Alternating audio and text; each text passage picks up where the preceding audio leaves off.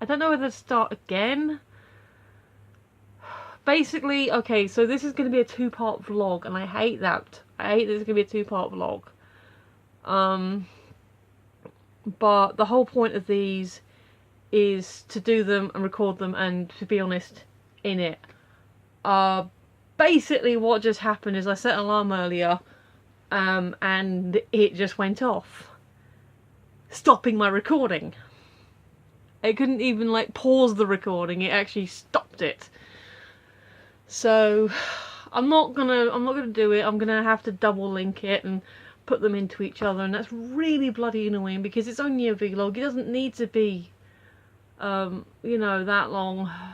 You know, it doesn't need to be in two parts, but I don't want to redo the intro. You know, what I said is what I said, and like I said, I'll always try and be honest, and I don't want to. It's times like this where I wish I knew how to edit at least basic, like literally put these two items together. And so the fact that I'm really, I mean, I don't mind so much in the middle of a review, you know, we just upload the second part, apologise, but in something like this, it's actually kind of annoyed me. Okay, so, the first time I had banoffee, anything, that's amazing. What do you call it? Well, we call them sweaty betties. Caramel apple betties in the restaurant I used to work at with custard. They're amazing. I'm trying to think, savoury foods. My uncle, when I was working at the hotel where my aunt and uncle owned it, they don't own it anymore, it's a whole story that I don't know all the details of. But he's like a world-class chef. So pretty much anything he cooked was amazing. Okay, so weird food story. I was given, like, they what they do is on the days we were working, they provided a meal. So if like it's a day shift, you get a big lunch. If it's the evening shift, then we sort of get an evening meal, and then the other two meals we'd have to sort of fend for ourselves. But you know, you guarantee 5 days a week getting a really nice dinner, lunch, whatever, by, you know, a top chef. So that was always amazing.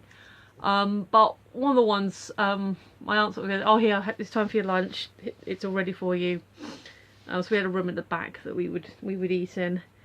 And she goes, "Yeah, this one's a bit different. I'll leave you to it. Let me know what you think." All right. And it was this very, very tender meat and whatever vegetables and stuff were in it. But it was really tender meat. And I'm just like, I don't know what this is. There was like no gristle, no, like, you know, the kind of fibrous, you know, fibrousness you'd expect with, you know, muscle. It wasn't really there. It was just very, like, kind of not something melt in the mouth, but it was, yeah. And anyway, so she came back in. So what do you think of this? Oh, it was alright, a bit different. She goes, "What do you think it was?" So, well, I know it's not a poultry. I've had rabbit before, and it's not rabbit. It was too big to be rabbit. So there was some kind of steak or something I've never had. You know, like a different cut that just done it a different way. And no, it was ox tongue. Yeah, ox tongue, which is bizarre. But not horrible. It's the only time I've ever had it. I've certainly not gone out and got it for myself. But I wouldn't say that was like one of the best things I've ever had, but it certainly wasn't horrible. It was very interesting to say I've done it. Ostrich burgers we've had, again, it's not the very best thing. Oh, my mum doesn't make it anymore, partly because she went vegetarian, but she made chicken pasta bake. My mum used to make it, was really nice. I did have the recipe for a while, but I don't make it anymore. I could probably work it out, but... Oh, I make epic lasagnas. And by epic, I mean the tray is like this big, and they usually last me a few days. And normally I just make it with regular mincemeat, like, you know, beef. But this one time, I got pork mince instead. I don't know if I picked it up by mistake, but I made it with a pork mince. And I chucked, as well as the normal, you know, sauces, I decided to chuck in some herbs, like Italian herbs, I think it was. And like, I always cook my lasagna with a tin of tomatoes.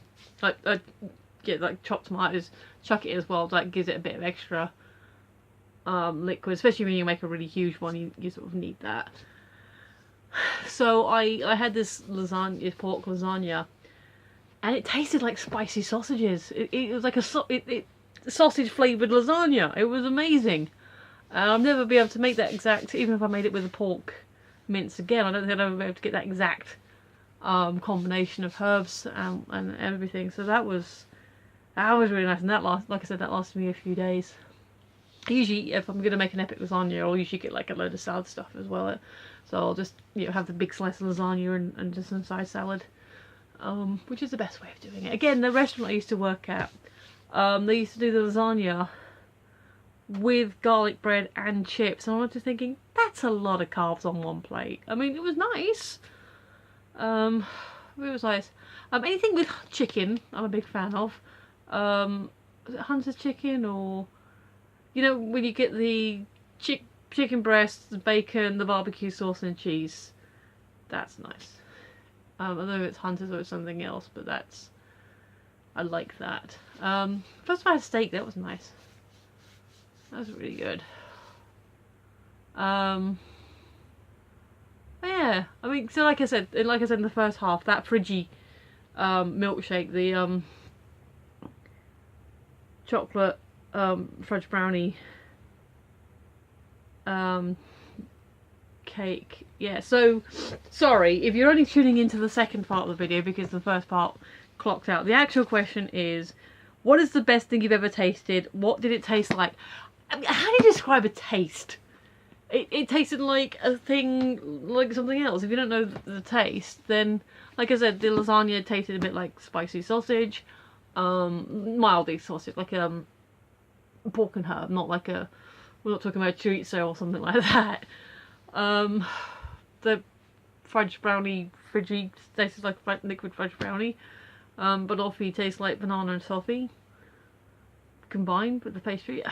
Banoffee's great though, because you can either have like a banoffee cake, like a cheesecake thing, an ice cream. I've actually had banoffee cereal bars before. Oh, something I found out recently is flapjacks in America is not the same thing as flapjacks here. For us, a flapjack is like an oaty cereal sweet thing, and apparently, according to Aaron, flapjacks is just another word for pancake in America. I'm like, well, they're just pancakes. I was like, what do you call the oaty cereal bar thing? Snack bars? And he goes, oaty cereal snack bars. And I'm like, well, ask a stupid question. I can understand having different names for different things, like what we call biscuits and gravy. Because Aaron and I were talking about different foods. So biscuits and gravy until I worked out what it is. Okay, so the biscuit is like what we'd call a scone, and a gravy is apparently like a white sauce thing. I'm not sure. But they're kind of your own thing. And same with, I don't know, something else I can't think of right now.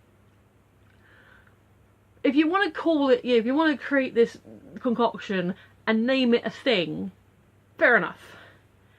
But if it already has a name, why give it a different name? It has a name. So, hey, these pancakes, let's call them flapjacks as well, because that'll be confusing to people. What? Sorry, I'm confused. There's a lot of food questions. But yeah, why pancake is a pancake. A flapjack is a cereal, oaty, fruity. Sometimes you have, like, you can have fruit on it. You can have, I mean, the one I have was just like plain, but you can have, I made it. That's why Aaron and I were having this conversation. I got a kit and I made it. But you have them with chocolate chips or whatever. It's a cereal bar, it's really easy to make. But apparently in America, a flapjack isn't another name for a pancake. A pancake's a pancake. A flapjack's a flapjack. Why give it a name when it already has one? Sorry. Anyway, yeah, I'm really miffed about the video derping in the first bit. I think I'll just label up the first part, bigging up Stephanie, and I don't even know when the break is. And then this will be like labelled up as the full.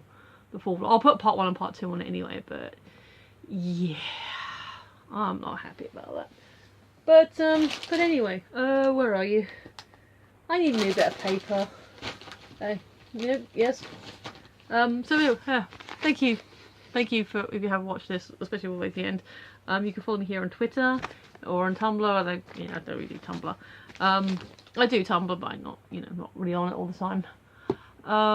Do feel free to like, share, subscribe. Tell me about your interesting food journeys, experiences, stuff you've tried and have really liked. And shut up! I keep forgetting to turn the thing down. Yeah, but anyway, sorry about the break in the middle. I don't know why I did that. But yeah, like, share, subscribe. Give me your foods. Anyway, thank you for watching. I've been Michelle. You've been listening, and I will see you tomorrow. Bye bye.